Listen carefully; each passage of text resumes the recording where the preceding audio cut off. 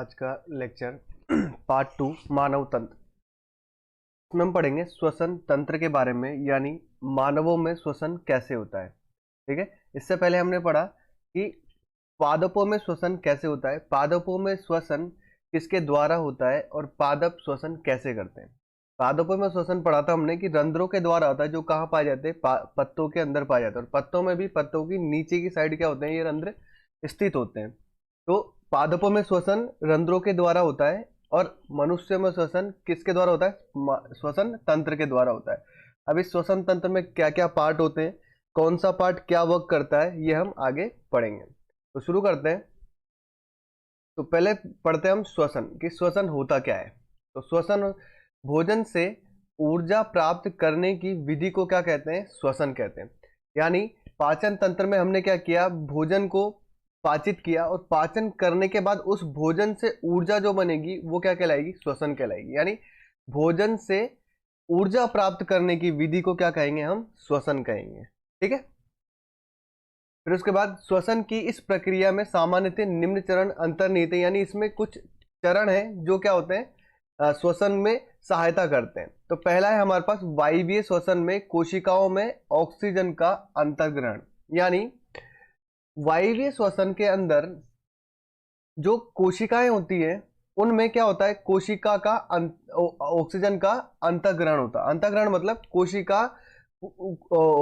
कोशिका में ऑक्सीजन अंदर की साइड क्या होती है, एंटर करती है, यानी किसमें, वायवीय श्वसन के अंदर। तो वायवीय श्वसन क्या होता है इसके बारे में हम आगे पढ़ेंगे। तो सीधी सी बात है कि वायवीय श्वसन यानी जो ऑक्सीजन की उपस्थिति में होता है उसे क्या कहते हैं, वायवीय श्वसन कहते हैं। इसके बारे में आगे पढ़ेंगे ये किस किस के अंदर होता है और कैसे होता है। ठीक है, तो अभी के लिए इतना जाने कि वायवीय श्वसन क्या होता है कि वायु में उपस्थित ऑक्सीजन या ऑक्सीजन की उपस्थिति में होने वाला श्वसन वायवीय श्वसन कहलाता है।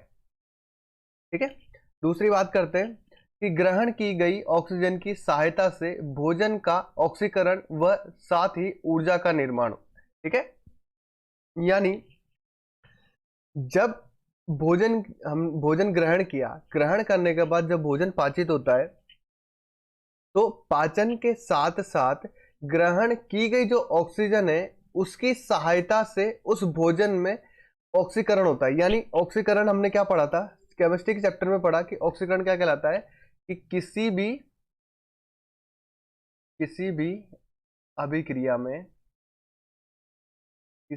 अभिक्रिया में ऑक्सीजन का जुड़ना क्या कहलाता है, ऑक्सीकरण कहलाता है। ठीक है, यानी ऑक्सीकरण क्या है कि किसी भी रासायनिक अभिक्रिया, किसी भी तत्व के अंदर ऑक्सीजन का जुड़ना क्या कहलाएगा, वो उसका ऑक्सीकरण कहलाएगा।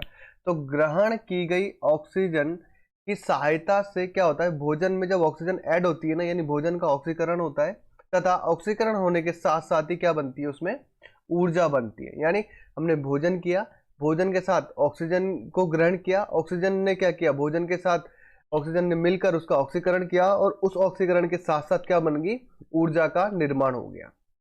ठीक है, यानी भोजन के साथ साथ किसका निर्माण हो रहा है, ऊर्जा का भी निर्माण हो रहा है। फिर क्या होता है कि इस अभिक्रिया में अपशिष्ट पदार्थ जैसे कार्बन डाइऑक्साइड तथा जल का निष्कासन होता है। ठीक है, इस पूरी अभिक्रिया के अंदर क्या होता है कि ऑक्सीकरण होता है भोजन का और ऑक्सीजन भोजन में ऐड होती है और उसके बाद क्या बनती है, ऊर्जा का निर्माण होता है। फिर इस पूरे प्रोसेस के अंदर अब कुछ अपशिष्ट पदार्थ भी बचते हैं। अपशिष्ट पदार्थ मतलब जो मानव शरीर या उस बॉडी के लिए क्या हानिकारक होते हैं, वो क्या कहलाते हैं, अपशिष्ट पदार्थ कहलाते हैं। अपशिष्ट पदार्थ में क्या क्या होता है, एक तो होता है कार्बन डाइऑक्साइड और दूसरा बनता है जल। तो ये जो अपशिष्ट पदार्थ होते हैं ये बॉडी से बाहर निकाल दिए जाते हैं। कार्बन डाइऑक्साइड तो श्वसन के द्वारा बाहर निकाल दी जाती है और जो जल होता है वो मूत्र के द्वारा, उत्सर्जन तंत्र के द्वारा बॉडी से बाहर निकाल दिया जाता है। क्या होता है, तो पहला है हमारे पास वायवीय श्वसन, जो हमने जस्ट इसके पीछे पढ़ा था। तो वायवीय श्वसन होता क्या है, जिस श्वसन के प्रक्रम में ऑक्सीजन का उपयोग होता है उसे वायवीय श्वसन कहते हैं। ठीक है, इस प्रकार के श्वसन में ऑक्सीकरण से ग्लूकोज पूर्णतः कार्बन डाइऑक्साइड तथा जल में विखंडित हो जाता है। वायवीय श्वसन में क्या होता है कि ऑक्सीजन की जहां पर उपस्थिति होगी ना, वहीं पर क्या होगा, वायवीय श्वसन होगा। जहां ऑक्सीजन उपस्थित होगा वहीं पर क्या होगा, वायवीय श्वसन होगा।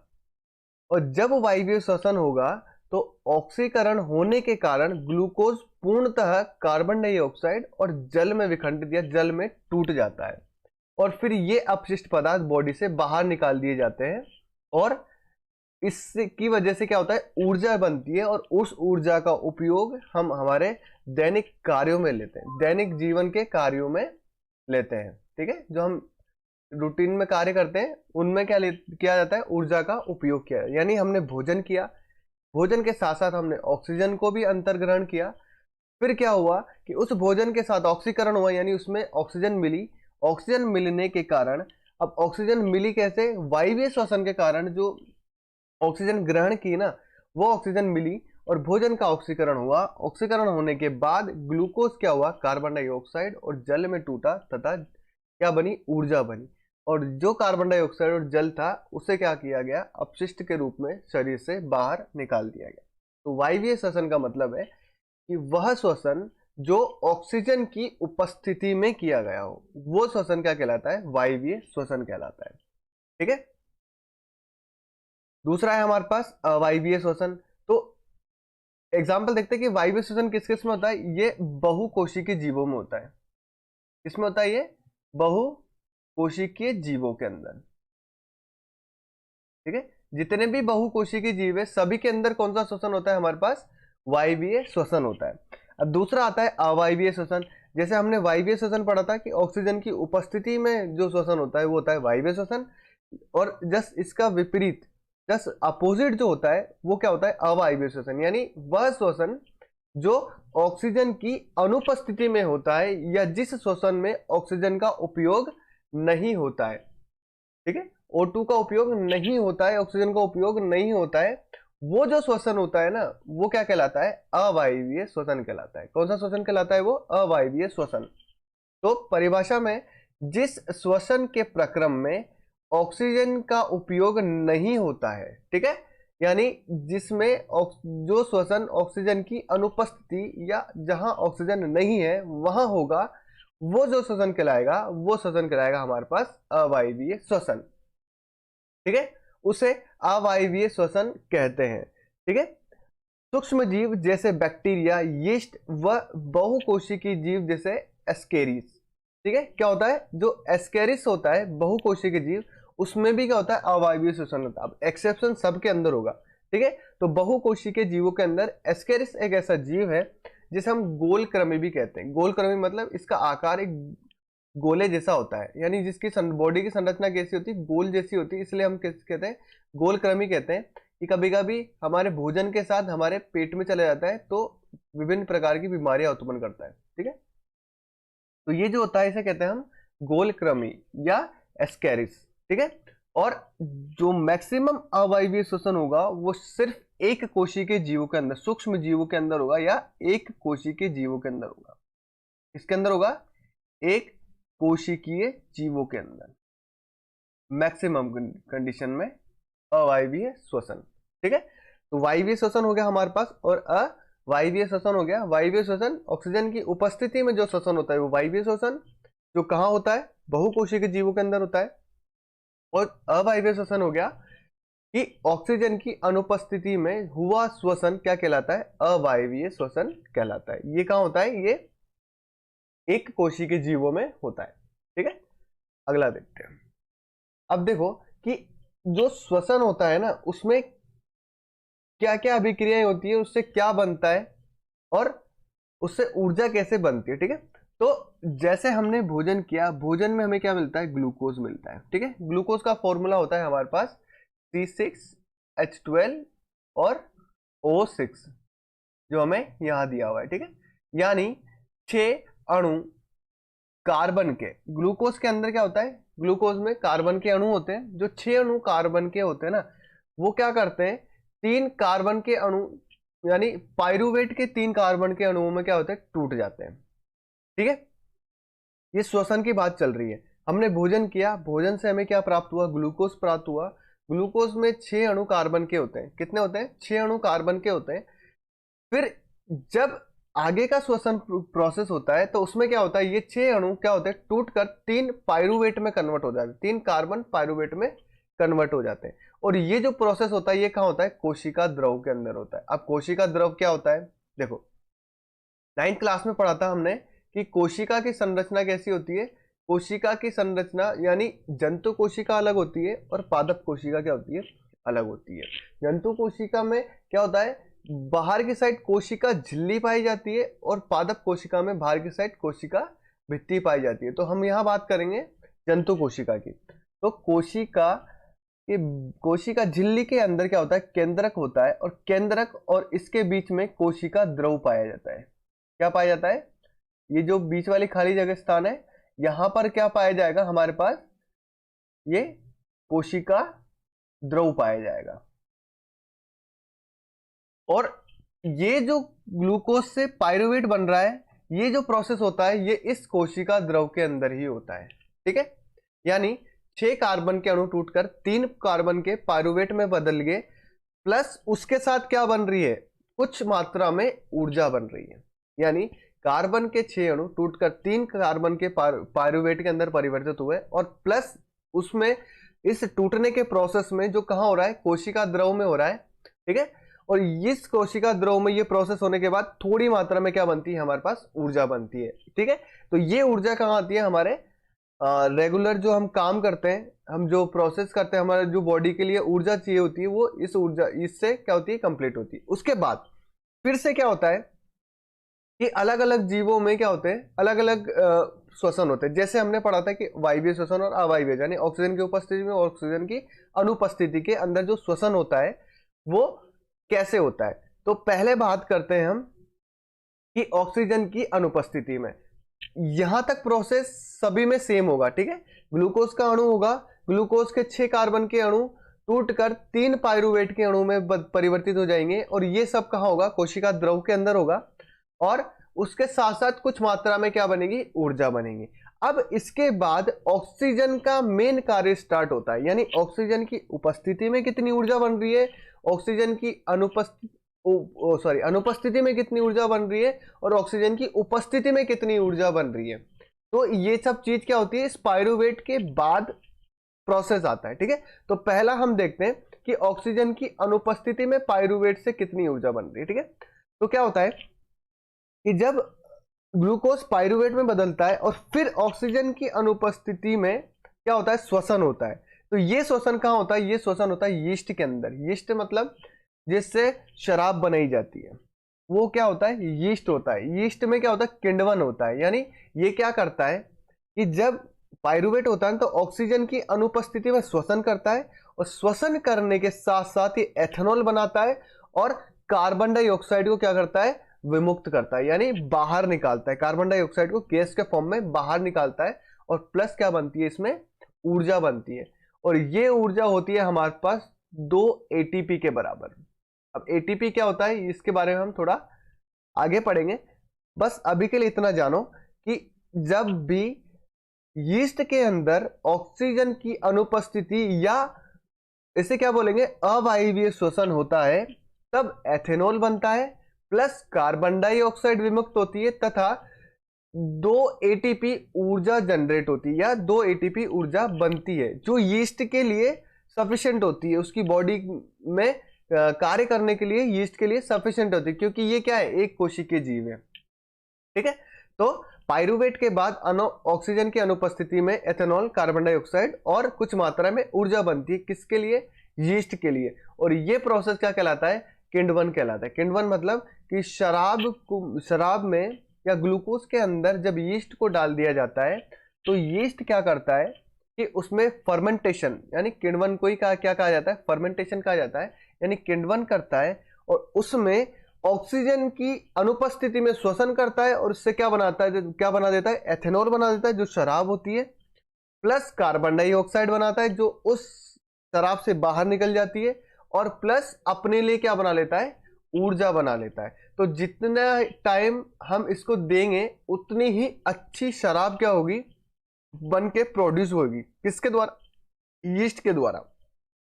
ठीक है, यानी ये क्या करेगा, प्रजनन करेगा और 1 से 2, 2 से 4, 4 से 8, 8 से 16, 16 से 32, इस तरह से क्या होता है, होता जाएगा, ये विखंडित होता चला जाएगा और प्रत्येक यीस्ट किण्वन करेगा और एथेनॉल बनाएगा। तो जितना टाइम हम इसको देंगे उतना ही अच्छी शराब बनाकर ये क्या देगा, हमें प्रोवाइड कराएगा।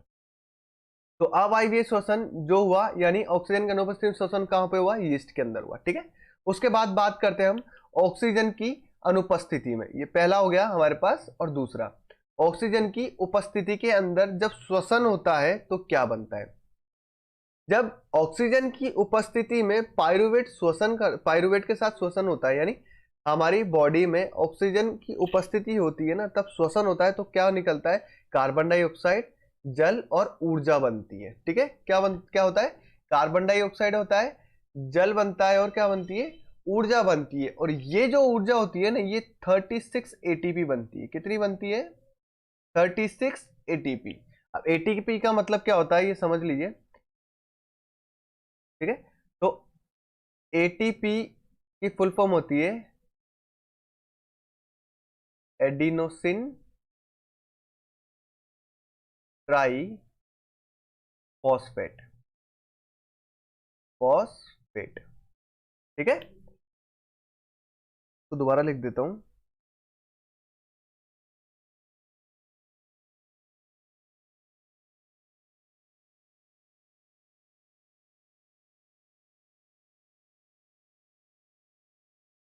एडिनोसिन।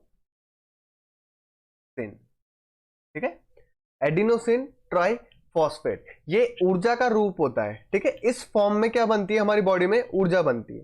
तो ऑक्सीजन की अनुपस्थिति में यीस्ट 2 एटीपी बनाता है और ऑक्सीजन की उपस्थिति में बहुकोशिकीय जीव 36 एटीपी बनाता है, यानी सीधा सीधा 34 एटीपी का अंतर आ गया। ठीक है, तो जितना बड़ा शरीर उतनी ही ज्यादा एटीपी ऊर्जा क्या लगती है, उस बॉडी को चलाने के लिए लगती है। तो ये जो ऑक्सीजन की उपस्थिति यानी वायवीय श्वसन जो होता है ना, वायवीय श्वसन, ये किसमें होता है, बहुकोशिकीय जीवों के अंदर होता है, यानी मानवों के अंदर होता है, जीवों के अंदर होता है। तो ये जो वायवीय श्वसन होता है, इसके द्वारा बनाई गई ऊर्जा कितनी होती है, 36 एटीपी होती है। और इसमें जो अपशिष्ट निकलता है वो होता है कार्बन डाइऑक्साइड और जल।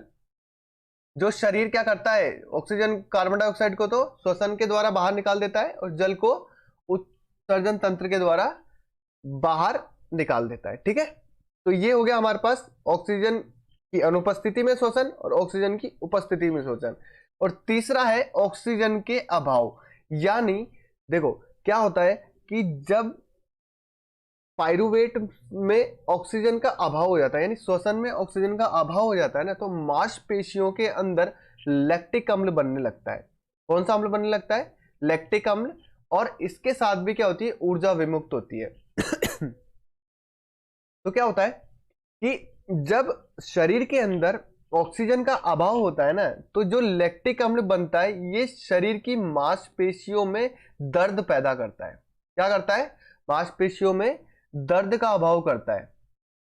कैसे, जैसे हमने ज्यादा काम कर लिया, ज्यादा ऊर्जा खर्च कर ली और बॉडी के अंदर ऑक्सीजन की प्रॉपर सप्लाई नहीं हो पा रही है, प्रॉपर रूप से ऑक्सीजन हमारे अंगों तक नहीं पहुंच पा रही है या मांसपेशियों तक नहीं पहुंच पा रही है।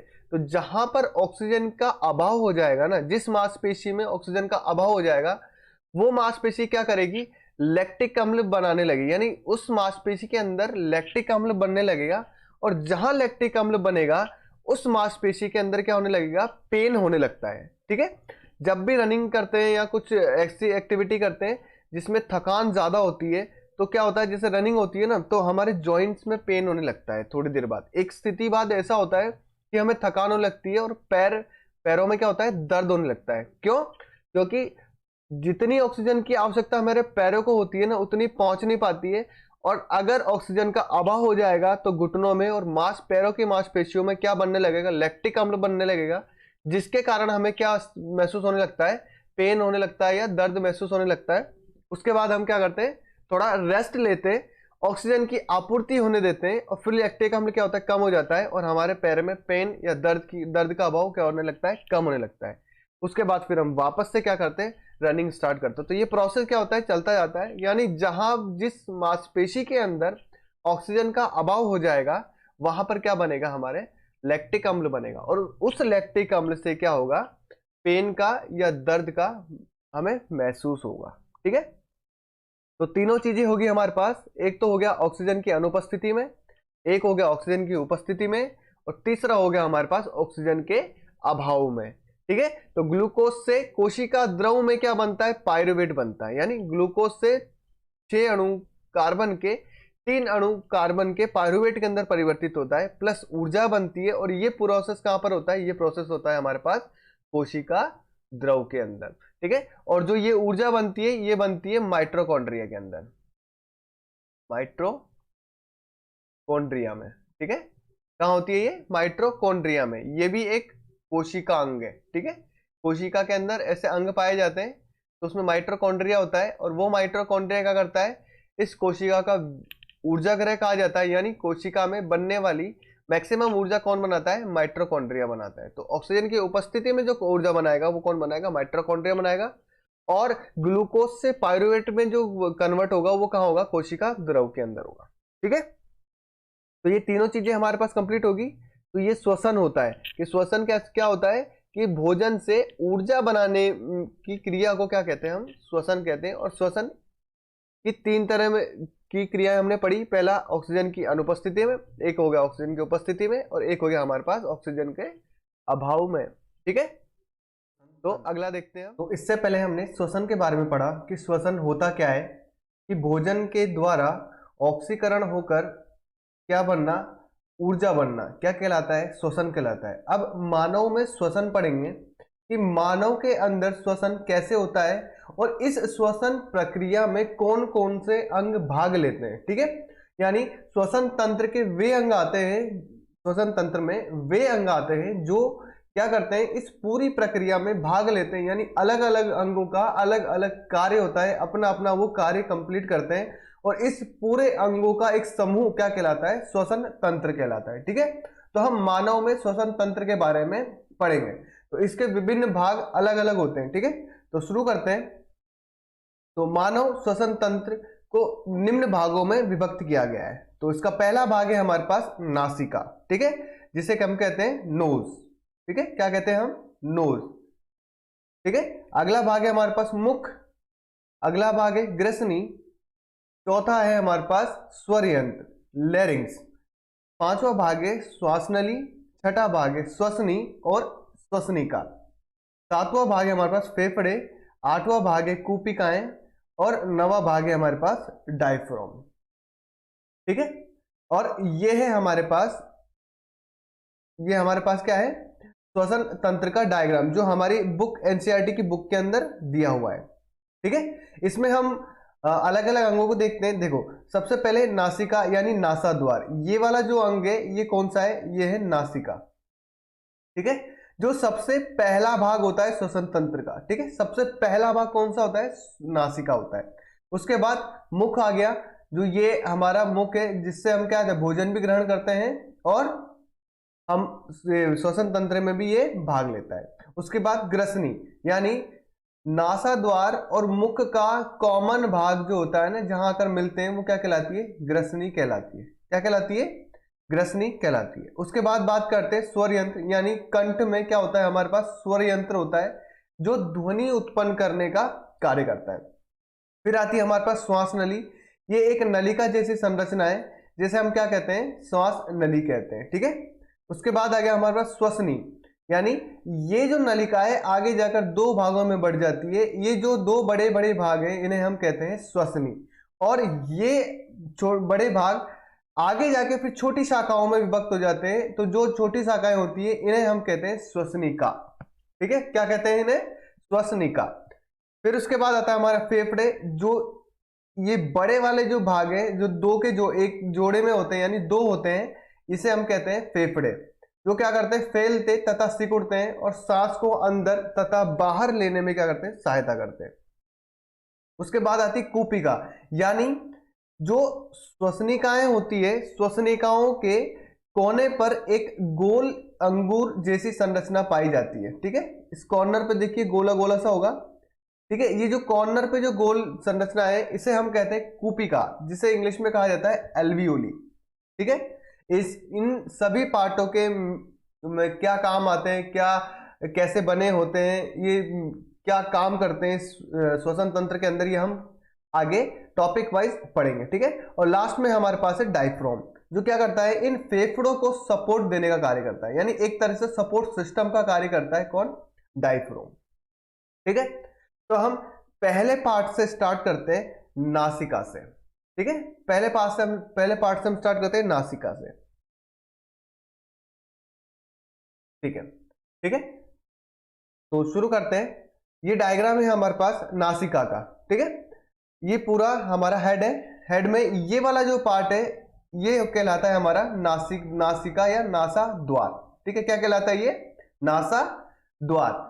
यहां से जो श्वसन होता है वो सीधा कहां जाता है, श्वास नली के अंदर जाता है। ठीक है। यहां से हम क्या करेंगे, वायु को अंदर लेंगे। अब वायु के अंदर बहुत सारे अन्य गैसेस भी होती हैं, और क्या बोलते हैं, धूल के कण हो गए, अशुद्धियां हो गई, ये सब क्या होती है, इस नासा द्वार के द्वारा अंदर जाती है। अब अंदर की साइड क्या होते हैं, एक महीन रोम पाए जाते हैं इसके अंदर। क्या पाए जाते हैं, रोम या बाल कह सकते हो आप, महीन बाल होते हैं जो इसके अंदर पाए जाते हैं। वो क्या करते हैं, एक तरह से फिल्टर का कार्य करते हैं, जो धूल के कणों को उस वायु से क्या करती है, अलग करती है। ठीक है। तो इसमें आगे देखते हैं हम कि यह पहला श्वसन अंग है। ठीक है। क्या है ये, पहला श्वसन अंग है, यानी श्वसन तंत्र का सबसे पहला अंग कौन सा होता है हमारे पास, नासिका या नोज, जहां से हम श्वास को अंदर लेते हैं। एक तरह से गेट का काम करता है, द्वार जिसे बोलते हैं ना। हम किसी भी घर में घुसने से पहले गेट के अंदर जाते हैं। ठीक है। गेट हम सामने क्या होता है, गेट होता है, तो गेट में से सबसे पहले हम क्या करते हैं, एंटर करते हैं, फिर उसके बाद हम किसी के घर के अंदर जाते हैं। ठीक है। किसी के हो गया या हमारे घर के अंदर भी अगर हम जाते हैं तो पहले गेट से होकर गुजरते हैं। तो उसी तरीके से श्वसन तंत्र के अंदर जो श्वास होती है ना, वो सबसे पहले नासिका से होकर जाती है। ठीक है। एक तरह से गेट का कार्य करता है, ये एक तरह से द्वार का कार्य करता है। ठीक है।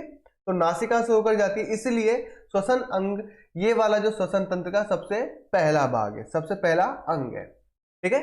फिर इसमें एक बड़ी गुहा होती है जो दो भागों में बांटती है।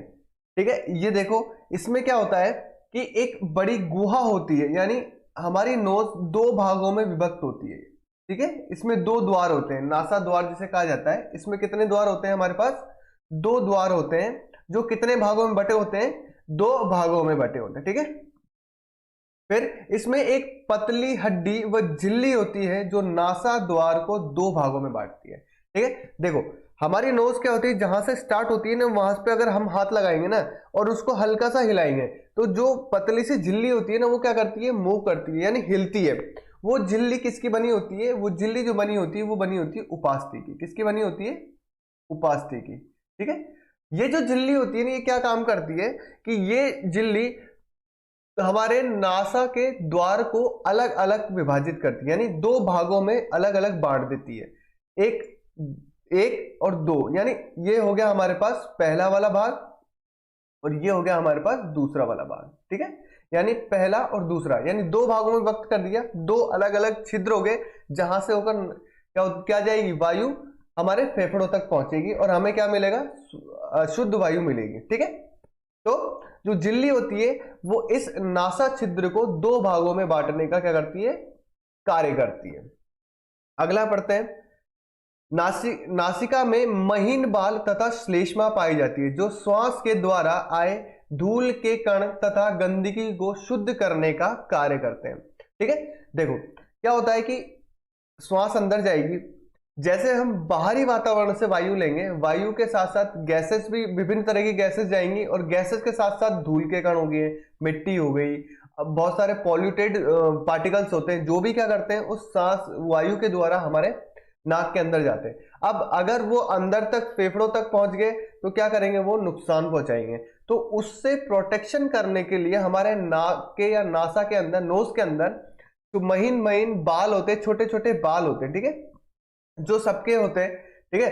तो वो बाल क्या करते हैं कि जो धूल के कण होते हैं ना, उनको छान देते हैं, यानी एक तरह से छन्नी का काम करता है। क्या करते हैं वो? एक तरह से छन्नी का काम करते हैं। यहाँ से क्या करेगी, वायु एंटर करेगी और इसके अंदर जो महीन बाल होंगे ना, वो क्या करेंगे, इसमें से धूल के कण को क्या करेगी, छांट लेती है, अलग कर देगी। ठीक है, फिर उसके बाद आगे जाकर इसमें एक श्लेष्मा ग्रंथि पाई जाती है। वो श्लेष्मा ग्रंथि क्या करती है, वो श्लेष्मा ग्रंथि श्लेष्मा का स्त्रावण करती है। किसका स्त्रावण करती है?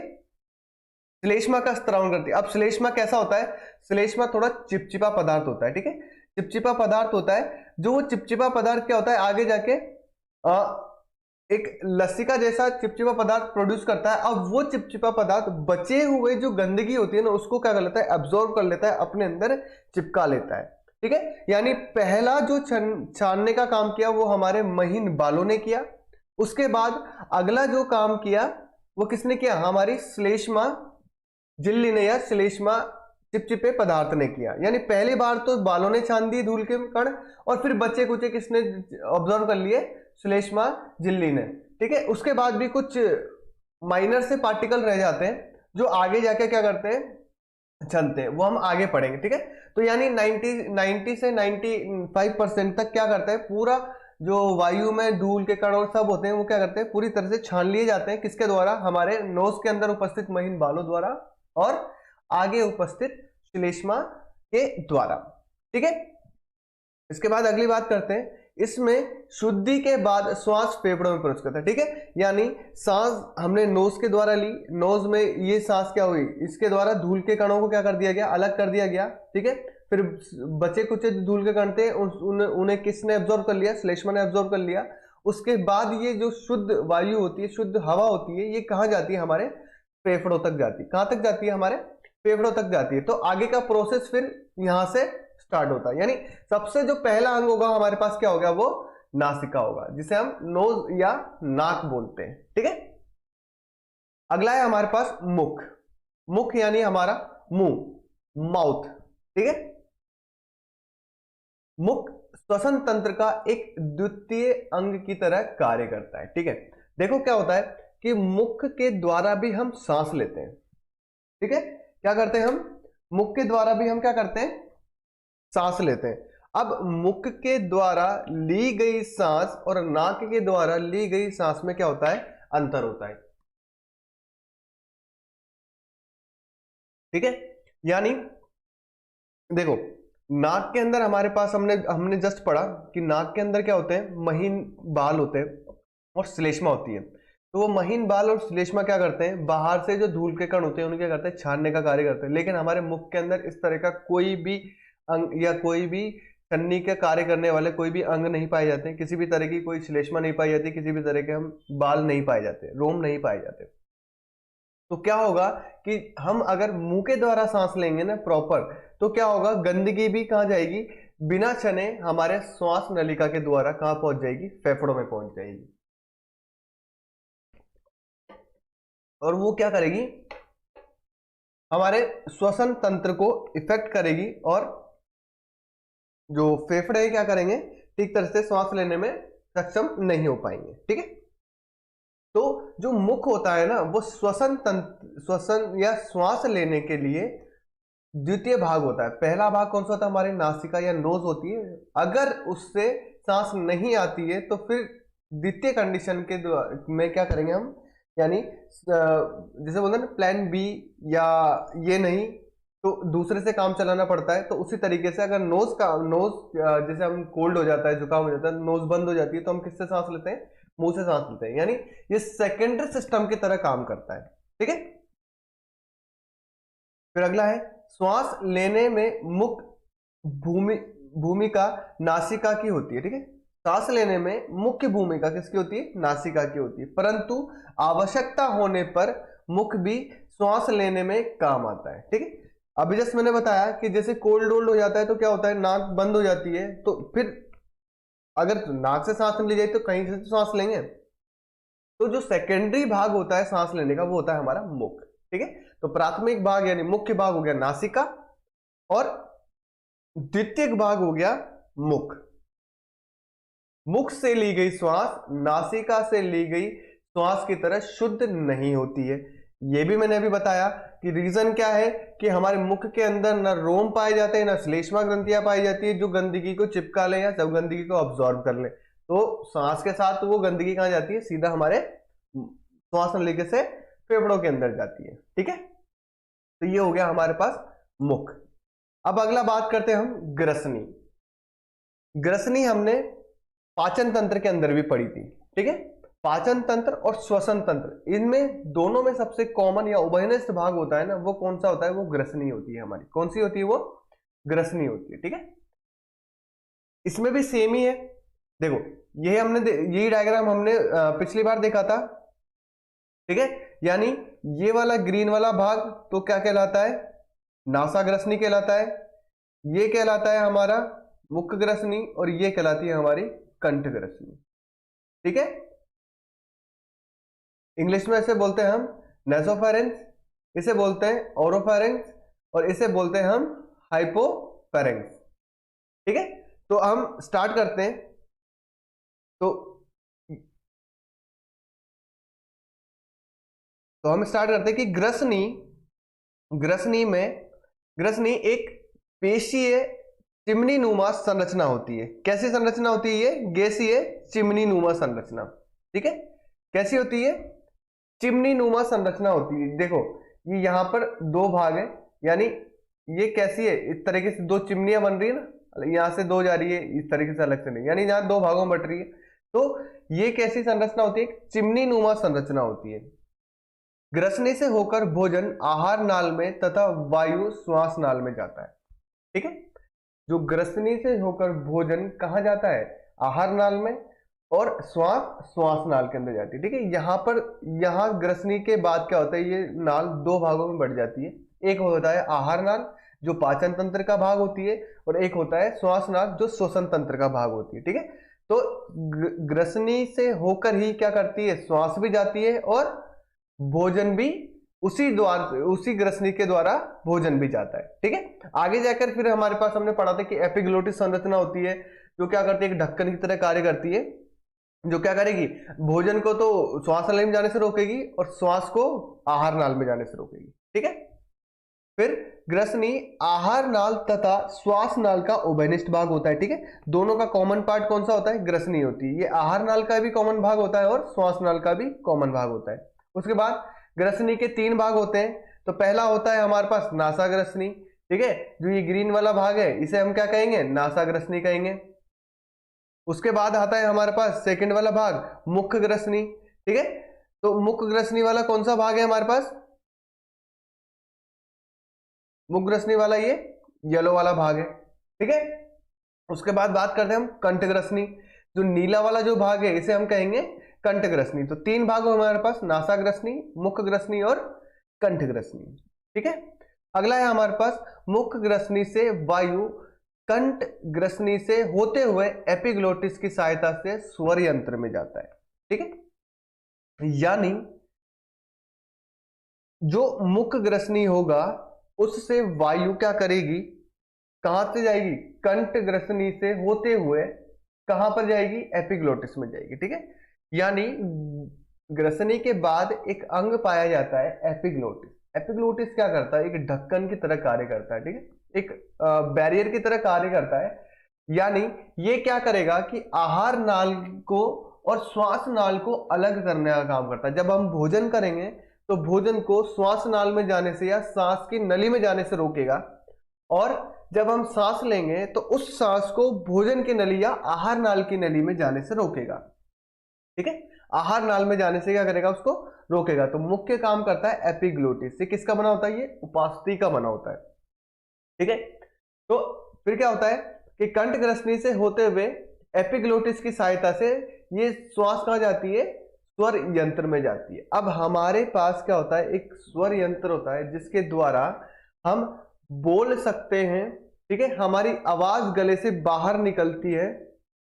ठीक है, यानी हम अलग अलग तरह के सुर लगाते हैं या अलग अलग तरह की आवाजें निकाल सकते हैं। वो किसके द्वारा होती है, वो स्वर यंत्र के द्वारा होती है। ठीक है, फिर आता है एपिग्लोटिस पल्लेनुमा उपास्थि की एक संरचना होती है जो श्वास नाल को आहार नाल से अलग करती है। ठीक है, अभी हमने जस्ट पढ़ा कि एपिग्लोटिस क्या होता है, एक उपास्थि की संरचना होती है जो आहार नाल को और श्वास नाल को दोनों को अलग करने का कार्य करती है। अब आगे है हमारे पास स्वर यंत्र, जिसे बोलते हैं लैरिंग्स। ठीक है, क्या बोलते हैं इसे, स्वर यंत्र या लैरिंग्स। अब स्वर यंत्र होता क्या है, जस्ट अभी मैंने बताया कि स्वर यंत्र का मुख्य काम होता है हमारे गले या कंठ से स्वर को बाहर निकालना, जिसके द्वारा हम एक दूसरे से कम्युनिकेट करते हैं, बातचीत कर पाते हैं। ठीक है, हमारे गले से स्वर निकलते हैं या आवाज निकलती है, जिससे हम क्या करते हैं, एक दूसरे से कम्युनिकेट कर पाते हैं, बात कर पाते हैं। ठीक है, तो जो कंठ होता है वो हमारे पास इस तरह का होता है। ठीक है, ये जस्ट ग्रसनी के जस्ट नीचे वाला जो भाग होता है वो क्या कहलाता है, कंठ कहलाता है। यानी एपिग्लोटिस ऊपर की साइड होता है और उसके नीचे कंठ होता है, और कंठ के अंदर ही क्या होता है, हमारा स्वर यंत्र होता है, जिसे हम कहते हैं वोकल बॉक्स। ठीक है, क्या बोलते हैं हम, वोकल बॉक्स, यानी वोकल यानी स्वर होता है। ठीक है, शुरू करते हैं। तो पहला पॉइंट है, यह ग्रसनी और श्वास नली को जोड़ने वाली एक छोटी सी संरचना है। ठीक है, ये क्या करती है, ग्रसनी और श्वास नली के मध्य में स्थित होती है। कहां स्थित होती है ये ग्रसनी, ये जो हमारा मुख वाला भाग है, और श्वास नली, इन दोनों के मध्य में जोड़ने वाली एक छोटी सी संरचना होती है। ठीक है, यानी ये ग्रसनी को और श्वास नली को एक साथ जोड़ने का काम करती है। ठीक है, अगला, यह 9 प्रकार की उपास्थियों से मिलकर बनी होती है। ठीक है, किससे मिलकर बनी होती है, 9 प्रकार की उपास्थियों से मिलकर बनी। अब 2 तरह की चीज होती है, बार बार उपास्थि का वर्ड इसमें बार बार आ रहा है, तो उपास्थि होती क्या है पहले ये समझ लीजिए। देखो क्या होता है कि हमारे शरीर के अंदर अस्थि तथा उपास्थि दोनों 2 तरह की चीजें पाई जाती है। अस्थि तो क्या करती है कि हमारे शरीर को सपोर्ट सिस्टम का कार्य करती है, यानी हमारे शरीर को सीधा खड़ा रखने का कार्य करती है। जो हड्डियां होती हैं उन्हें अस्थि कहा जाता है। ठीक है, यानी ये लचीली नहीं होती है, बिल्कुल भी लचीली नहीं होती। कोई सी भी हड्डी अगर हल्का सा भी लचीला मोड़ने की कोशिश करोगे तो क्या हो जाएगी, वो टूट जाएगी। यानी जो अस्थि होती है वो लचीली नहीं होती, लेकिन उपास्थि क्या होती है, लचीली होती है। जो हमारे जॉइंट्स में पाई जाती है ना, जो अस्थि, उसे हम कहते हैं उपास्थि। ये क्या करती है, हमें मूवमेंट कराने का कार्य करती है। ठीक है, तो जहां भी मैं उपास्थि की बात करूंगा वो कैसी होगी, लचीली होगी। ठीक है, तो जो स्वर यंत्र होता है वो 9 प्रकार की उपास्थियों से मिलकर बना होता है। कितनी प्रकार की उपास्थियों से मिलकर बना होता है, 9 प्रकार की उपास्थियों से मिलकर बना होता है। फिर एपिग्लोटिस भोजन को स्वर यंत्र में जाने से रोकता है। ठीक है, यानी एपिग्लोटिस का मेन कार्य सिर्फ यही होता है कि भोजन को श्वास नली में नहीं ले जाए और श्वास को भोजन नाली में ना ले जाए। ठीक है, तो एपिग्लोटिस जो क्या होता है, भोजन को स्वर यंत्र में जाने से रोक देता है और कहां ले जाता है, आहार नाल के अंदर, पाचन तंत्र के अंदर ट्रांसफर कर देता है। ठीक है, उसके बाद यह यंत्र में एक झिल्ली पाई जाती है जो हवा के बहाव से कंपन करके ध्वनि उत्पन्न करती है। ठीक है, तो स्वर यंत्र में एक झिल्ली पाई जाती है। क्या पाई जाती है, झिल्ली पाई जाती है, और वो क्या करती है, हवा के बहाव से कंपन कर ध्वनि उत्पन्न कर रही है। अब थोड़ा सा यहां पर हमारे पास फिजिक्स आ गई। क्या आ गई, फिजिक्स आ गई। तो एक चीज हमेशा याद रखना कि कोई भी वस्तु अगर आवाज करेगी तो उसमें कंपन जरूर होगा। यानी सीधा सा मतलब यह है कि कोई भी वस्तु के अंदर वाइब्रेशन या कंपन उत्पन्न होगा तो वो क्या करेगी, आवाज उत्पन्न करेगी या स्वर उत्पन्न करेगी। अगर किसी भी वस्तु के अंदर कंपन नहीं हो रहा है तो उसमें से किसी भी प्रकार की ध्वनि या स्वर नहीं निकलेगा। ठीक है, तो उसी तरीके से जो हमारे कंठ के अंदर स्वर यंत्र होता है, वोकल बॉक्स होता है, वो क्या करता है, वो हवा के बहाव से, जैसे हम श्वास लेते हैं और श्वास छोड़ते हैं तो हवा के बहाव से क्या करेगा, वो कंपन करेगा। उसमें क्या होगा, वाइब्रेशंस होंगे उस झिल्ली के अंदर, और वो झिल्ली जैसे ही वाइब्रेशन करेगी और उस वाइब्रेशन से क्या होगी, ध्वनि उत्पन्न होगी, और उस ध्वनि से हम क्या करते हैं, एक दूसरे से बात करते हैं, हम एक दूसरे से कम्युनिकेट करते हैं। ज्यादा कंपन करेगा तो तेज आवाज निकलेगी, कम कंपन करेगा तो धीमी आवाज निकलेगी। इस झिल्ली को स्वर रज्जु कहा जाता है। ठीक है, इस झिल्ली को क्या कहते हैं हम, इस झिल्ली को क्या कहते हैं, स्वर रज्जु। क्या कहते हैं हम, स्वर रज्जु कहते हैं। ठीक है, ये इंपॉर्टेंट चीज है। ठीक है, इस झिल्ली को क्या कहा जाता है, स्वर रज्जु कहा जाता है। ठीक है, तो ये स्वर यंत्र हो गया हमारे पास, जो ये क्या काम करता है शुरू से देखते हैं एक बार। ग्रसनी और श्वास नली को जोड़ने का कार्य करता है। ये 9 तरह की उपास्थियों से मिलकर बना होता है। उपास्थि क्या होती है, एक पतली अस्थि होती है जो क्या करती है, लचीली होती है। ठीक है, उसके बाद एपिग्लोटिस क्या करता है, भोजन को स्वर यंत्र में जाने से रोक देता है। उसके बाद स्वर यंत्र में एक झिल्ली पाई जाती है जो हवा के बहाव से क्या करती है, कंपन उत्पन्न करती है। और कंपन उत्पन्न होगा, जहां कंपन उत्पन्न होगा वहां क्या होगी, ध्वनि उत्पन्न होगी।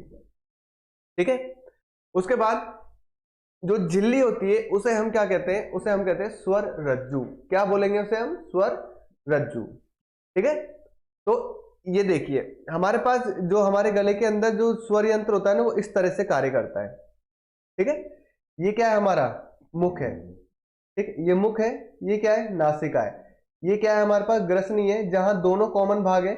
और ये जो भाग है जो कंपन कर रहा है, ठीक है, मुंह की तरह से खुल रहा है और बंद हो रहा है, इसे हम कहेंगे वोकल। ठीक है, इसे कहेंगे हम स्वर यंत्र। क्या करेंगे, स्वर यंत्र या वोकल बॉक्स। ठीक है, नीचे से क्या हो रही है, वायु ऊपर आ रही है और इसके द्वारा क्या होती है, ये वाइब्रेशन हो रहा है और वाइब्रेशन से क्या हो रही है, ध्वनि उत्पन्न हो रही है जो कहां से निकल रही है, हमारे मुंह से निकलकर बाहर आ रही है।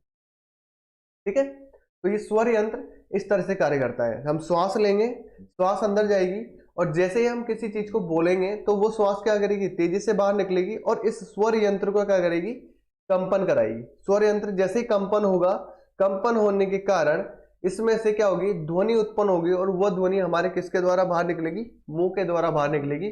और वो उसी ध्वनि को सामने वाला क्या करता है, सुनता है कि क्या बोल रहा है या किस तरह के स्वर या ध्वनि उत्पन्न कर रहा है। ठीक है, तो यानी वोकल कॉर्ड यानी स्वर यंत्र के अंदर, वॉइस बॉक्स के अंदर कंपन होने के कारण ध्वनि उत्पन्न होती है, जो कहां स्थित होता है, हमारे कंठ में स्थित होता है। ठीक है,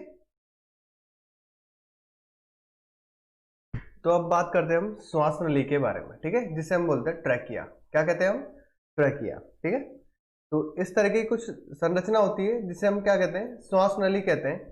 यानी ग्रसनी और श्वास नली को मिलाने वाली संरचना कंठ कहलाती है और वो कंठ के नीचे वाली भाग क्या कहलाता है, श्वास नली कहलाती है। यहां से लेकर यहां तक का जो भाग होता है वो क्या कहलाता है, श्वास नली कहलाती है। एक मिनट में पेन चेंज कर लेता हूं कि आपको दिख जाए। यानी यहां से लेकर यहां तक का जो भाग होता है वो क्या कहलाती है, हमारी श्वास नली कहलाती है। यानी ये जो भाग हो गया ये क्या कहलाएगा, श्वास नली कहलाएगा। क्या कहलाएगा, ये श्वास नली। ठीक है, क्या कहलाएगा, ये श्वास नली कहलाएगा, जिसे हम कहेंगे ट्रैकिया, श्वास नली।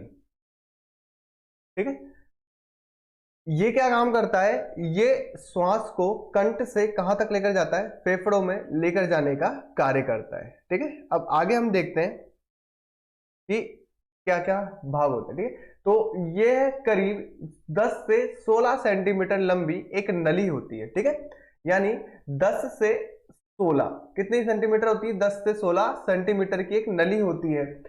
एग्जैक्ट वैल्यू हमें नहीं पता, तो लगभग हम रेंज में लेते हैं कि 10 से 16 सेंटीमीटर की क्या होती है, ये लंबी नली होती है। फिर यह सी आकार के उपास्थि के छल्ले की बनी होती है। ठीक है, जैसे देखो इसके अंदर क्या होते हैं, सी आकार की उपास्थि के छल्ले होते हैं। जैसे ये वाले जो छल्ले होते हैं ना, ये क्या होते हैं, सी आकार की उपास्थि के बने होते हैं।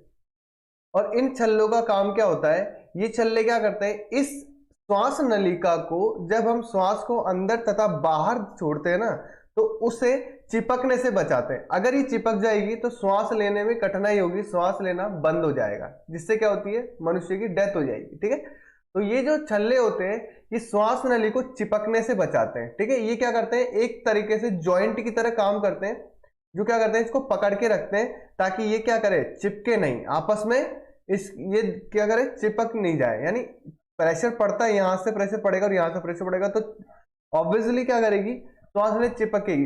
तो उस चिपकने को कम करने, बंद करने के लिए क्या होती है, उपास्थियां होती है जो इसे पकड़ के रखती है या सपोर्ट सिस्टम की तरह क्या करती है, कार्य करती है। ठीक है, फिर अगला, यह छल्ले श्वास नली को सदैव खुला रखने में सहायता करते हैं। ठीक है, तो वही बात है कि इसे चिपकने नहीं देते और इसे क्या करते हैं, हमेशा खुला रखने में सहायता करते हैं। अगला, इसका मुख्य कार्य श्वास को फेफड़ों तक लेकर जाना होता है। ठीक है, यानी ये क्या करेगी, हमारे पास सबसे पहला अंग क्या था, नासिका, यानी नोस के द्वारा सांस क्या जाएगी, अंदर जाएगी। अंदर जाने के बाद वो ग्रसनी तक जाती है, ग्रसनी से बाद कंठ और स्वर यंत्र से होते हुए कहाँ जाएगी, श्वास नली में जाएगी। और फिर ये श्वास नली क्या करेगी, उस वायु को, उस श्वास को कहां तक लेकर जाएगी, हमारे फेफड़ों तक लेकर जाएगी। ठीक है, श्वास नली में श्लेष्मा का निर्माण होता है जो श्वास के साथ आने वाली अशुद्धियों को अलग करता है तथा शुद्ध वायु को फेफड़ों तक लेकर जाता है। अब यही काम हमने नोज के अंदर भी देखा था। ठीक है, नोज के अंदर भी क्या थे, फिल्टर थे। एक था हमारे पास, पहला था महीन बाल और दूसरी थी हमारे पास श्लेष्मा। ठीक है, कौन सी ग्रंथि थी, श्लेष्मा ग्रंथि थी। ये श्लेष्मा था जो क्या कर रहा था, धूल के कणों और अशुद्धियों को छांटने का काम कर रहा था, धूल के कणों और अशुद्धियों को अलग करने का काम कर रहा था, अलग कर रहा था। उसी तरीके से जैसे नासिका उस वायु को शुद्ध कर रही थी धूल के कणों से, उसी तरीके से क्या होता है, जैसे कुछ 90 से 95 98% तक क्या होता है, हमारे नोज के अंदर फिल्टर हो जाता है, लेकिन कुछ कण ऐसे होते हैं जो इस रास्ते से होते हुए अंदर चले जाते हैं, और वो जो बचे हुए कण होते हैं ना, वो कहाँ जाते हैं, श्वास नली में चिपक जाते हैं। ठीक है, श्वास नली में जो श्लेष्मा स्रावित कर रहा है श्वास नली के अंदर, उस श्लेष्मा में जाकर वो चिपक जाते हैं, और फिर जो शुद्ध वायु होती है ना, वो डायरेक्ट कहाँ जाती है, हमारे फेफड़ों में जाती है। कहाँ जाती है, डायरेक्ट हमारे फेफड़ों के अंदर जाती है। ठीक है, यानी एक फिल्टरेशन हो गया हमारे नोज के अंदर और एक फिल्टरेशन हो गया हमारे श्वास नलिका के अंदर। ठीक है, तो अगली बात करते हैं हम श्वसनी या श्वसनिका। श्वसनी या श्वसनिका, ये सिर्फ श्वास नली का ही भाग होता है। ठीक है, क्या होता है, ये श्वास नली का भाग होता है। श्वास नली आगे जाकर दो भागों में विभक्त हो जाती है जिसे श्वसनी कहते हैं। ठीक है, श्वास नली आगे आ रही है, आगे जाके क्या करेगी, इस तरीके से दो भागों में क्या हो जाएगी, विभक्त हो जाएगी। और ये जो दो भाग होते हैं ना, इसे ही हम क्या कहते हैं, श्वसनी कहते हैं। क्या कहते हैं इसे हम, श्वसनी कहते हैं, श्वसनी कहते हैं। ठीक है, यानी जो श्वास नली आगे जाकर दो भागों में विभक्त हो जाती है और उन दो भागों क्या कहा जाता है, हमें श्वसनी कहा जाता है। फिर यह श्वसनी फेफड़ों में जाकर छोटी छोटी शाखाओं में विभक्त हो जाती है जिन्हें श्वसनिकाएं कहते हैं। फिर ये श्वसनी क्या करती है, आगे जाती है, आगे जाकर क्या करती है, छोटी छोटी शाखाएं बना लेती है। ठीक है, इस तरीके से छोटी छोटी शाखाएं बना लेती है और इन शाखाओं को क्या कहते हैं हम, इन शाखाओं को कहते हैं हम श्वसनिका। क्या कहते हैं हम, श्वसनिका। ठीक है, इन भागों को क्या कहेंगे, श्वसनिका। यानी श्वास आगे जाकर दो भागों में बटेगी और फिर ये दो भाग क्या करेंगे, आगे जाकर और छोटे छोटे पाइप के अंदर क्या होते हैं, विभाजित हो जाएंगे और इन पाइप को हम कहेंगे क्या, श्वसनिका। क्या कहेंगे, श्वसनिका। ठीक है, इनका मुख्य कार्य श्वसन में ली गई वायु को बराबर भागों में विभक्त करना होता है। ठीक है, यानी यहां से जो वायु आई, श्वास आया, वो क्या करेगा, आधा इधर चला जाएगा और आधा इधर जाएगा, यानी बराबर भागों में क्या कर दिया उसने, विभाजित कर लिया। यानी ये क्या करेगा, फेफड़ों में वायु को समान भागों में विभाजित करके उन्हें अलग अलग फेफड़ों तक लेकर जाने का कार्य करेगा। ठीक है, उसके बाद श्वसनिकाओं से निकलने वाली शाखाओं के अंतिम छोर पर कूपिकाएं पाई जाती है। यानी श्वास नली के बाद श्वसनी और श्वसनी के बाद ये विभाजित होने के बाद श्वसनिका होती है और इनके कोनों पर ये अंगूर जैसी छोटी छोटी संरचना पाई जाती है। ठीक है, इस तरह की संरचना पाई जाती है जिन्हें हम कहते हैं कूपिका। कूपिका कार्य क्या करती है, ये हम अलग से टॉपिक है उसमें पढ़ेंगे। ठीक है, तो जो श्वसनिका होती है उसके कॉर्नर पर एक अंगूर जैसी संरचना पाई जाती है जिसे हम कहते हैं कूपिका और इंग्लिश में कहा जाता है इसको एल्वियोली। तो फेफड़ों से पहले हम क्या पढ़ेंगे, कूपिका पढ़ेंगे, फिर कूपिका के बाद हम पढ़ेंगे फेफड़े के बारे में, हमारे लंग्स के बारे में, ठीक है। तो ये क्या है, इसकी श्वसनिका की एक छोटी सी डायग्राम है। देखो ये क्या है, हमारे पास श्वास नली है, ट्रैकिया है, फिर ये ट्रैकिया क्या कर रही है, दो भागों में बट रही है, एक भाग इधर जा रहा है, एक भाग इधर जा रहा है। जो ग्रीन वाला जो भाग है इसे कहेंगे हम क्या, श्वसनी, ठीक है। क्या कहेंगे इसे, श्वसनी कहेंगे, प्राइमरी ब्रोंकी, ठीक है। तो ये क्या होता है, श्वसनी कहलाती है। और फिर अगला जो होता है, यानी अब ये आगे जाकर क्या हो रही है, विभिन्न भागों में विभक्त हो रही है, देखो इस तरीके से, ठीक है। ये देखो, ये तो क्या हो गया हमारे पास, श्वसनी होगी, और ये क्या हो रही है, आगे जाकर विभिन्न भागों में विभक्त हो रही है, ये विभक्त हो रही है। तो इन्हें क्या कहते हैं हम, श्वसनिका। ये क्या कहलाती है हमारी, श्वसनिका, ठीक है। यानी ये वाली भाग हो गया हमारे पास श्वसनी, श्वसनी, और ये हो गया हमारे पास श्वसनिका, ठीक है। दोनों चीजें हो गई हमारे पास। श्वसनी किसे बोलते हैं कि श्वास नली आगे जाकर दो भागों में विभक्त हो जाती है, उसे बोलते हैं श्वसनी। और श्वसनी आगे जाकर एक छोटी छोटी शाखाओं में अलग अलग विभाजित हो जाती है, उसे बोलते हैं हम श्वसनिका, ठीक है। अगला भाग है हमारे पास कूपिका, ठीक है, जो क्या थी, श्वसनिका के अंतिम भाग पर स्थित छोटे छोटे अंगूर जैसी संरचना क्या कहलाती है, कूपिका कहलाती है, ठीक है। तो कूपिका पर देखते हैं हम, यह श्वसनिका के अंतिम छोर पर गुच्छे के रूप में स्थित रहती है, ठीक है। कहाँ रहती है ये, श्वसनिका, यानी श्वसनी के बाद श्वसनिका होती है, और उस श्वसनिका के अंतिम छोर पर क्या होती है, गुच्छे जैसी संरचना होती है, जिसे हम क्या कहते हैं, कूपिका या एल्वियोली कहते हैं। इसका मुख्य कार्य गैसों का विनिमय करना होता है, ठीक है। देखो क्या होता है, श्वसन में मुख्य कार्य क्या करता है, श्वसन में का काम क्या होता है कि जो वायु से क्या करना, निकालना, ऑक्सीजन को अलग करना, ठीक है, और कार्बन डाइऑक्साइड को बाहर छोड़ना, ये क्या कहलाता है, हमारा श्वसन तंत्र का कार्य होता है। यानी जो कूपिका या एल्वियोली होती है ना, ये क्या करती है, रक्त में से कार्बन डाइऑक्साइड को उठा लेती है और उसमें क्या कर देती है, ऑक्सीजन को डाल देती है, ठीक है। और ये कैसे करती है हम आगे देखेंगे। तो ये ध्यान रखना कि इसका मुख्य कार्य यही होता है कि ये क्या करती है, गैसों का विनिमय या गैसों का आदान प्रदान करने का कार्य करती है। यह रक्त में से कार्बन डाइऑक्साइड को निकालती है तथा रक्त में ऑक्सीजन को छोड़ने का कार्य करती है, ठीक है। एक तरह से क्या कर रही है, रक्त को शुद्ध कर रही है, उसमें से क्या कर रही है, कार्बन डाइऑक्साइड को उठा रही है और उसके अंदर क्या डाल रही है, कार्बन डाइऑक्साइड को निकालने के बाद उसमें ऑक्सीजन को छोड़ रही है।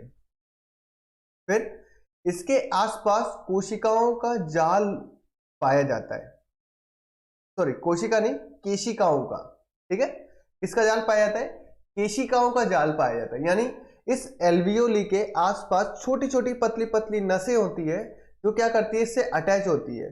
अब ये क्या करेगी, जब भी अशुद्ध रक्त यानी कार्बन डाइऑक्साइड युक्त रक्त वहां से गुजरेगा, तो ये एल्वियोली क्या करेगी, उसमें से कार्बन डाइऑक्साइड को क्या करेगी, CO2 को तो क्या कर लेगी, बाहर निकाल लेगी, और उस नस के अंदर किसको डाल देगी, ऑक्सीजन को क्या करेगी, अंदर डाल देगी, ठीक है। ऑक्सीजन को क्या कर देगी, वो अंदर डाल देगी, कार्बन डाइऑक्साइड को तो बाहर निकालेगी और ऑक्सीजन को अंदर डाल देगी। यानी गैसों के विनिमय या आदान प्रदान का कार्य क्या करती है, एल्वियोली या कूपिका करती है, ठीक है। इस तरह की होती है। फेफड़े होते हैं, फेफड़े के अंदर क्या होती है, श्वसनिकाएं होती है। श्वसनिकाओं के कॉर्नर पे इस तरह की गोल जैसी संरचना पाई जाती है, ठीक है। ये जो गोल गोल है ना, ये संरचना पाई जाती है, इसे हम कहते हैं कूपिका। ये जो बाहर है ये केशिकाएं या पतली पतली नसें हैं, जिसे हम बोलते हैं केशिकाएं। क्या बोलते हैं इसे हम, केशिकाएं कहते हैं। और इसके अंदर जो बॉल जैसी संरचना है, गोल गोल अंगूर जैसे, ये है हमारे पास कूपिका, जिसे हम कहते हैं एल्वियोली, ठीक है। अब देखो इसके आसपास ये ब्लू कलर की नसें हैं और ये रेड कलर की नसें हैं। ब्लू कलर की नसें वो हैं जिनके द्वारा कार्बन डाइऑक्साइड युक्त रक्त आ रहा है, और लाल कलर की नसें जो हैं या केशिकाएं वो हैं जिनमें ऑक्सीजन युक्त रक्त आ रहा है। यानी नीले नसों के अंदर कार्बन डाइऑक्साइड युक्त रक्त है, यानी उस रक्त के अंदर कार्बन डाइऑक्साइड मिला हुआ है, और जब ये कूपिकाओं के आसपास जाते हैं ठीक है, जब कहाँ जाते हैं, कूपिकाओं के आसपास, इस तरीके से देखो, इस नस के द्वारा क्या आ रहा है, कार्बन डाइऑक्साइड युक्त, यानी इस रक्त में क्या मिला हुआ है, कार्बन डाइऑक्साइड, इसलिए इसका कलर कैसा है, नीला। फिर क्या करते हैं, ये एक एल्वियोली की संरचना, ठीक है, एक कोई भी एक एल्वियोली उठा ली, उसके आसपास इस तरह की नसें होती हैं, तो ये क्या करेगी एल्वियोली, इसमें से कार्बन डाइऑक्साइड को तो अंदर ग्रहण करेगी, यानी कार्बन डाइऑक्साइड को निकाल लेगी, और जो इसके पास उपस्थित O2 है, जो हमने बाहर श्वास से लिया है, उस O2 को क्या करेगी, इस ब्लड में डाल देगी। तो यहां के बाद ये ब्लड कैसा हो गया, रेड हो गया, ठीक है।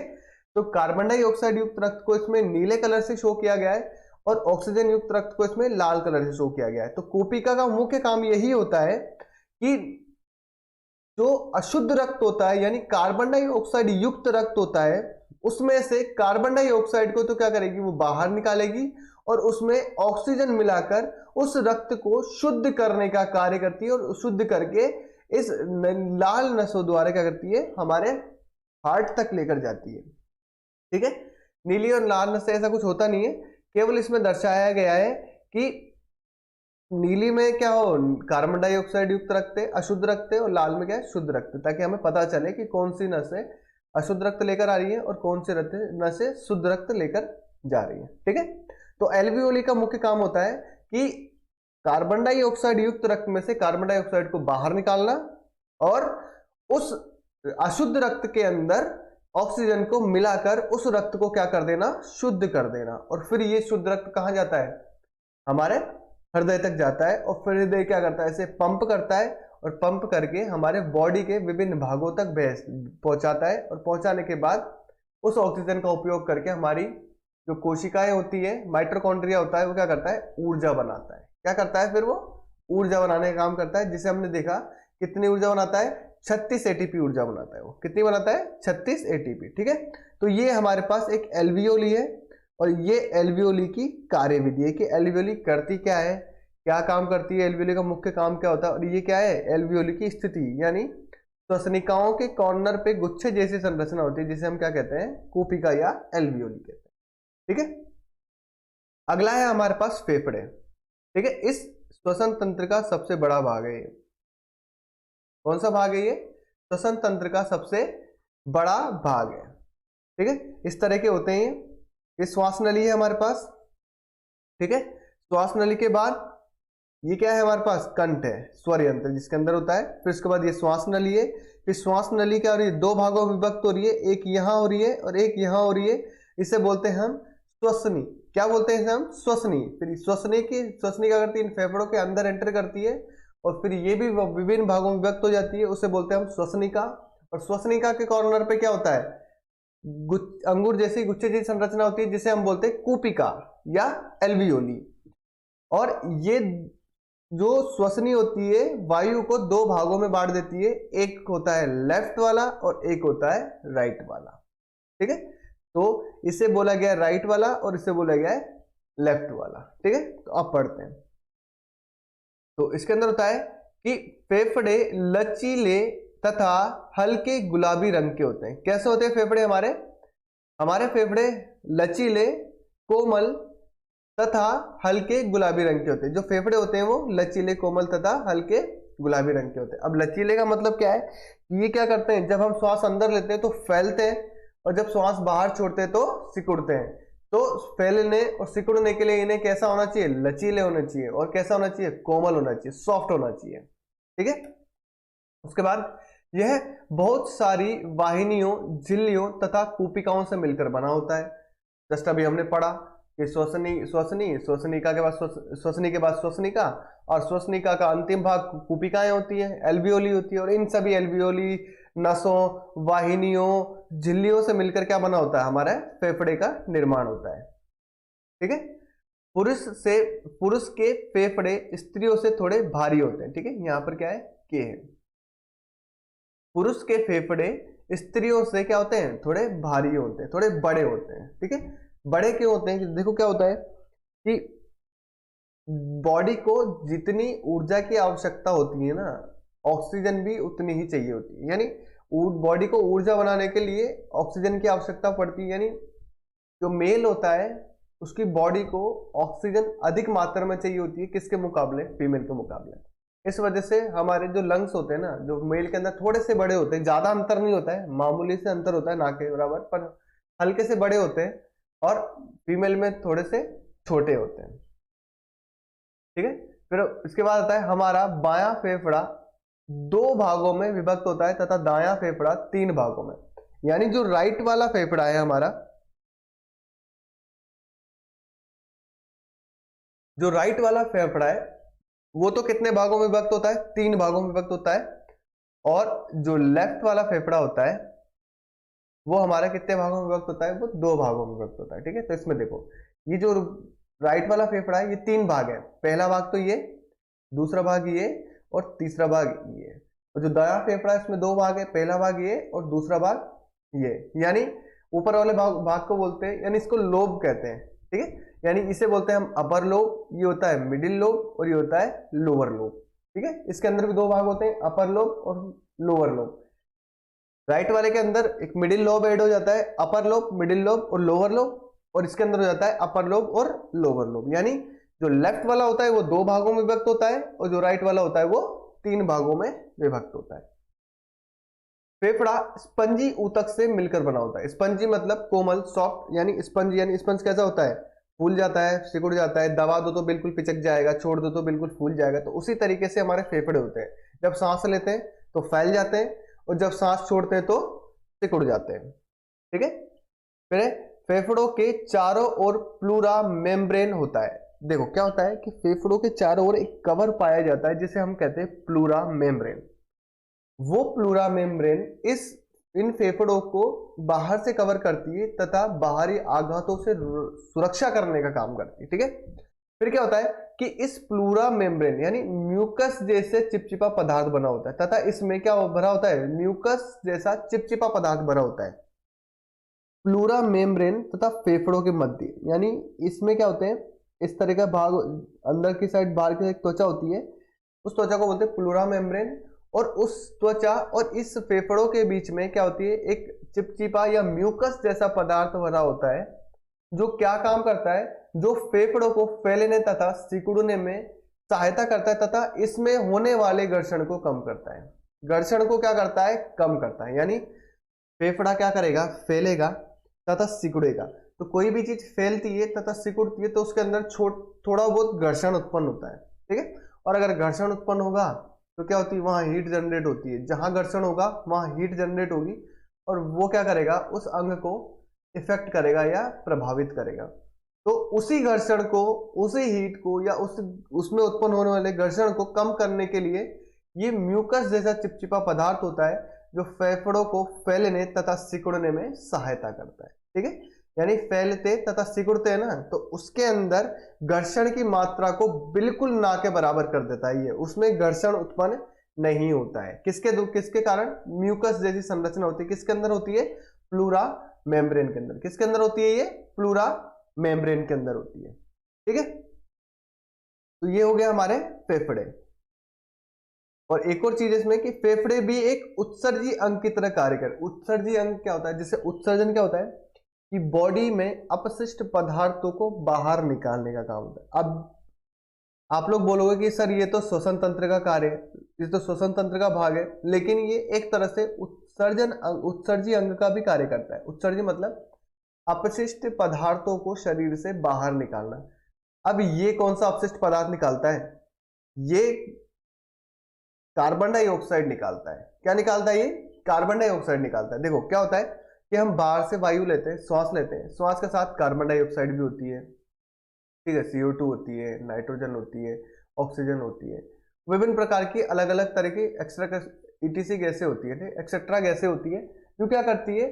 श्वास के साथ हमारी बॉडी के अंदर जाती है। अब इसमें से हमें सिर्फ ऑक्सीजन की आवश्यकता होती है। किसकी आवश्यकता होती है? सिर्फ ऑक्सीजन की आवश्यकता होती है, जो क्या करती है? एल्वियोली छांटती है और उसको ब्लड में मिला देती है। ठीक है, और ब्लड से कार्बन डाइऑक्साइड को क्या कर लेती है? ले लेती है। अब वो जो अपशिष्ट गैसें बची है ना, उनको वापस से फेफड़े क्या करते हैं? शरीर से बाहर निकाल देते हैं। यानी जो गैसेस काम नहीं आती उनको क्या कर देता है? वो फेफड़े पिचकने के कारण बाहर निकाल देते हैं, जिससे क्या होता है?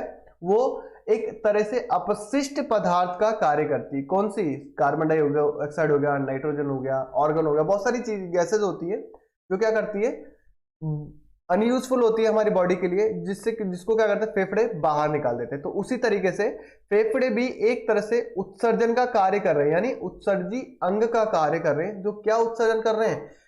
Unused gases, carbon dioxide, nitrogen, ठीक है, और मीथेन, ये बहुत सारी ऐसी गैसेस होती हैं जो वातावरण में होती हैं और वो हमारे श्वास के द्वारा अंदर चली जाती है और उन्हीं को वापस से फेफड़े बाहर निकाल देते हैं बिना यूज करें। ठीक है, तो इस तरीके से ये भी क्या कर रहा है, एक तरह से उत्सर्जी अंग का कार्य कर रहा है। ठीक है, तो अगला देखते हैं हम, हमारा अगला लास्ट डायफ्राम। क्या है हमारे पास लास्ट? डायफ्राम। अब डायफ्राम काम क्या करता है? डायफ्राम, ये तो क्या होगा, श्वसन तंत्र कंप्लीट हो गया, अब डायफ्राम का भी तो कुछ काम होगा। तो डायफ्राम का मेन काम होता है हमारे फेफड़ों को सपोर्ट देना, हमारे फेफड़ों में सपोर्ट सिस्टम की तरह कार्य करना। ठीक है, ये देखो, ये हमारे पास फेफड़े हैं, यानी लंग्स है। ठीक है, 2 लंग्स है और इसके जस्ट नीचे जो भाग है, ये वाला जो भाग है, इसे हम कहते हैं डायफ्राम। क्या बोलते हैं हम इसे? डायफ्राम, ये वाला जो भाग होता है। ठीक है, ये जो नीचे फेफड़ों को सपोर्ट दे रखा है, ये जो भाग हो गया, इसे हम कहेंगे डायफ्राम। डायफ्राम, ठीक है। अब इसमें पहला वाला ये है और दूसरा वाला ये है। अब इसमें 2 तरह के श्वसन हो रहा है। देखो, जब हम ब्रीदिंग इन कर रहे हैं, ब्रीदिंग इन मतलब जब हम श्वास को अंदर ले रहे हैं, श्वास नलिका के अंदर ले रहे हैं, तो क्या होंगे, जब हम श्वास को अंदर लेंगे ना, तो फेफड़े क्या करेंगे? फूलेंगे। ठीक है, फेफड़े फूलेंगे और फूलने के कारण, फूलने के लिए इन्हें क्या चाहिए होगी? जगह चाहिए होगी। तो उस जगह को बनाने के लिए ये जो डायफ्राम होता है ना, ये सिकुड़ जाता है। डायफ्राम क्या करेगा? सिकुड़ेगा। ठीक है, क्या करेगा? ये सिकुड़ेगा। जैसे ही ये सिकुड़ेगा नीचे की साइड, ठीक है, देखो क्या हो रहा है, नीचे की साइड सिकुड़ रहा है ये, तो नीचे की साइड सिकुड़ेगा तो फेफड़ों का क्या करेगी? जगह मिल जाएगी। ठीक है, ये जगह मिल जाएगी यहाँ पर, और ये क्या करेंगे? प्रॉपर तरीके से फैलेंगे। अब दूसरी स्थिति में क्या हो रहा है? ब्रीथ आउट हो रहा है। ब्रीथ आउट मतलब सांस को बाहर निकाला जा रहा है। अब ये जो डायफ्राम क्या करेगा? अब पहले तो क्या कर रहा है? सिकुड़ा, और अब क्या करेगा? फैलेगा। ठीक है, ये क्या कर रहा है? वापस ऊपर उठकर फैल रहा है। पहले तो क्या किया? सिकुड़ा, नीचे की साइड दब गया। अब क्या करेगा कि ऊपर की साइड उठेगा या फैलेगा, जिसके कारण क्या करेगा? ये इन फेफड़ों पे दबाव लगाएगा और ये फेफड़े क्या करेंगे? जगह कम होने के कारण पिचक जाएंगे। तो जब भी हम गुब्बारे में हवा भरते हैं तो उसको फैलने के लिए जगह चाहिए होती है। फिर हम जब उसमें से उसको ब्लो करना या उसमें फूंकना बंद कर देते हैं, तो उसके अंदर से जब गैस बाहर निकलती है तो वापस वो क्या करता है? पिचक जाता है। तो उसी तरीके से हमारे फेफड़े भी काम करते हैं। जब हम हवा या वायु को अंदर लेंगे तो फैलेंगे तथा डायफ्राम सिकुड़ेगा। ठीक है, ये क्या करेंगे? फेफड़े फैल रहे हैं। देखो, जो रेड वाले एरो है, ये फेफड़ों को फैलने की ओर क्या कर रहे हैं? इंडिकेट कर रहे हैं। यानी फेफड़े क्या कर रहे हैं? फैल रहे हैं, और डायफ्राम क्या कर रहा है? सिकुड़ रहा है। ठीक है, वो उसको जगह दे रहा है फैलने के लिए। उसके बाद जब हम ब्रीद आउट करते हैं, यानी हवा को, वायु को बाहर निकालते हैं, उसके कारण क्या होगा? ये फेफड़े क्या करेंगे? सिकुड़ेंगे। जैसे बलून सिकुड़ता है ना, उसी तरीके से फेफड़े सिकुड़ेंगे और डायफ्राम ऊपर की ओर उठेगा। ठीक है, ये जो एरोज है, ये अंदर की साइड क्या कर रहे हैं? इशारा कर रहे हैं। मतलब क्या कर रहा है? फेफड़ा सिकुड़ रहा है। कहां सिकुड़ रहा है? अंदर की ओर। यानी पहले फैल रहा था, यानी बाहर की साइड हो रहे थे, और अब सिकुड़ रहा है तो अंदर की साइड हो रहे हैं। ठीक है, तो और जैसे ही अंदर की साइड होंगे तो डायफ्राम ऊपर की तरफ उठेगा, यानी सिकुड़ेगा। सिकुड़ने के कारण फेफड़ों को जगह कम मिलेगी और जो फेफड़ों में भरी हुई हवा है वो क्या करेगी? श्वास नली द्वारा बाहर निकल जाएगी। ठीक है, तो इसे ही हम कहते हैं ब्रीद इन, यानी अंदर जाना, और ब्रीद आउट यानी गैस का बाहर निकलना। ठीक है, इसी को हम देखते हैं। तो डायफ्राम मांसपेशी की बनी एक संरचना होती है। ठीक है, डायफ्राम क्या होती है? मांसपेशी की बनी एक संरचना होती है। ये किसका बना होता है? मांसपेशियों का बना होता है।